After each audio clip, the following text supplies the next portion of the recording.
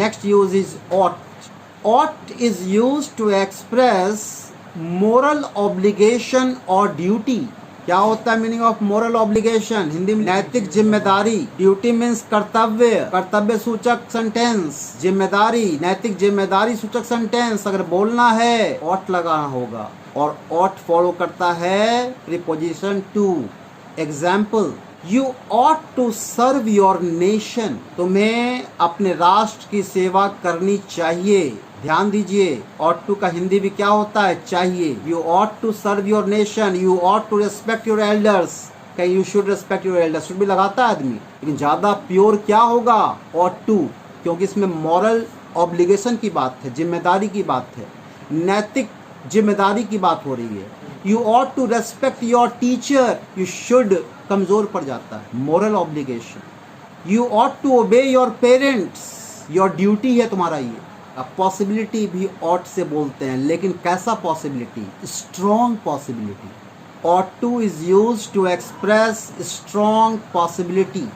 She ought to stand first in the university as she has worked hard.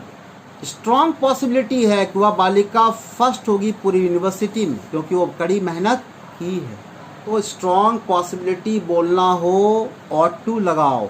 Use of need, need and need not are used as models in questions and negative sentences. इस rule में आगे लिखिए, it gives the negative sense that is not necessary. need और need not दोनों की बात कर रहे हैं एक साथ। क्वेश्चन बनाने में इस्तेमाल होगा, निगेटिव सेंटेंसेस में इस्तेमाल होगा, नकारात्मक सेंटेंस में। किस सेंस में? निगेटिव सेंस में। किस सेंस में? नॉट नेसेसरी के सेंटेंस में। हमको अगर सेंटेंस बोलना है अपने जीवन में, कोई ज़रूरत नहीं है जाने का, कोई जरूरी नहीं है, आप नीड लगाइए। क्वेश्चन भी बनता है नीड से, एग्जाम्पल ज़्यादा क्लियर करेगा। एग्जाम्पल लिखिए, you need not go to Mumbai today. या तो साफ नीड के साथ नॉट लगा हुआ है, नकारात्मक सेंटेंस बना और क्या भाव आया? कोई ज़रूरी नहीं है। क्वेश्चन कैसे बनेगा? इसी को बदल के बनाते हैं। Need I go to Mumbai today? Question mark. Question भी बना और क्या पढ़े हैं रूल में? Negative sense, not necessary. देखो लागू हुआ कि नहीं। आप किसी से बोलते हो need I go to school today, क्या मुझे आज स्कूल जाना जरूरी है? क्या भाव है वक्ता का? जाना नहीं चाहता है वो। नॉट जरूरी, नॉट नेसेसरी, निगेटिव सेंस। बिना नॉट लगे निगेटिव सेंस में आ रहा है कि जल्दी बोलो। बिना नॉट लगे निगेटिव सेंस बना, यस और नो? अब क्वेश्चन बना। Dare, use of dare. Dare is used in negative and interrogative sentences. It means to have courage, साहस के भाव में, लेकिन सेंस क्या होगा? नेगेटिव। आप देखो कितनों भी डायलॉग फिल्म में रहता, how dare you touch me, heroine बोलती है। वह हिम्मत कैसे हुआ, साहस कैसे उनको टच करने का हुआ? क्या सेंस हुआ? निगेटिव। आप जितना सेंटेंस बोलना है निगेटिव भाव निकलेगा डेयर से। How dare you enter my house, how dare you come here, how dare you do it, question mark लगेगा। हाउ से स्टार्ट होगा, how dare you do it, तुम्हारी साहस कैसे हुआ काम करने का? एक और सेंटेंस बनाइए, निगेटिव सेंटेंस प्योर बन जाएगा। He dare not come here to disturb me. सीखिए, डेयर के साथ निगेटिव बनाना पड़ेगा, ग्रामर कहता है। लेकिन क्वेश्चन बनाना है तो हाउ से बनाइए। How dare you touch me, how dare you come here, how dare you did this work. Interrogative में हाउ लगाना पड़ेगा, लेकिन उसमें भी मीनिंग निगेटिव आएगा। और निगेटिव बनाना है तो नॉट लगाइए। He dare not come here, I dare not go there. Dare का इस्तेमाल निगेटिव में होता है। हाँ, अगर सीधा सेंटेंस बनाना है तो नॉट लगाइए डेयर में। डेयर का साफ रूल है ग्रामर में, हमने बनाए हैं निगेटिव सेंस में। बस क्वेश्चन बनाना है तो हाउ में। अब हाउ क्या निकलेगा? साहस का। एग्जाम में क्वेश्चन आ जाए, how dash do you do it, how should you do it, meaning नहीं आएगा। How must you do it, meaning नहीं आएगा। How dare you do it. Use of modal use to. Use to is use to express habit in the past. Example लिखिए, he use to go for a morning walk daily. अब नहीं जाता है, जाया करता था। यूज टू का मतलब था में, यूज टू था का भाव देता है, हैबिट का था।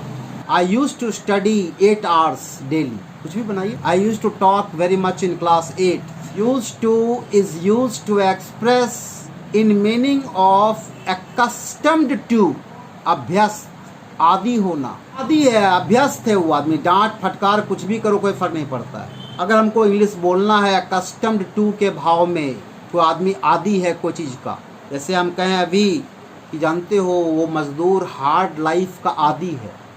हार्ड लाइफ मतलब दिक्कत में ज़िंदगी जीने का आदी है, वो करकट के घर में भी रह लेता है। देखिए example, he is use to a hard life. अब कोई आदी है, जिस भी चीज़ में आप बनाइए, he is use to make mistake. कस्टम्ड के भाव में, आदि के भाव में, अभ्यस्त है उसका, ये आदतन है वो। Next use, use to is use to express the existence of something in the past. कोई चीज दुनिया में एग्जिस्ट हुआ करता था पास्ट में, अब नहीं है। एक मंदिर मेरे चौराहे पर हुआ करता था, वो अवस्थित नहीं है। 20 साल के बाद अमेरिका से आए, देखते हैं मंदिर गायब है, वहाँ पे एक इमारत बन गया है। वहाँ पे कभी स्कूल हुआ करता था, एग्जिस्ट करता था, अब एग्जिस्ट नहीं करता है। There used to be a school in this place a long ago. यहाँ पे एक स्कूल हुआ करता था लंबे समय पहले, लंबे अंतराल पहले, अब अवस्थित नहीं है। Use of has to, have to, had to, तीनों भाई है। हैज टू प्रेजेंट में, हैव टू प्रेजेंट में, हैड टू पास्ट में। ये तीनों शब्द भाई है मस्ट का, नेसेसिटी के भाव में लगता है, कंपल्सन के भाव में लगता है। चाहे मस्ट लगा दो, चाहे ये लगा दो, बात बराबर। देखिए has to, have to, had to are use to show compulsion और नेसेसिटी। आप मस्ट लगाइए, चाहे ये लगाइए, बात बराबर है, क्लियर है। कंपल्सन अनिवार्यता, जरूरी, नेसेसिटी, दोनों भाई है। Example, my mother is out of station, I have to cook food. I साथ हैव लगेगा, अंडरस्टूड है। My mother is out of station, I have to cook. मेरी माँ घर से बाहर है, कहीं गई है, मुझे, मेरी मजबूरी है कि मुझे खाना बनाना होगा। The principal told the students that they had to finish the course on time. The principal told the teachers to finish the course at the earliest. ये भी हो सकता है।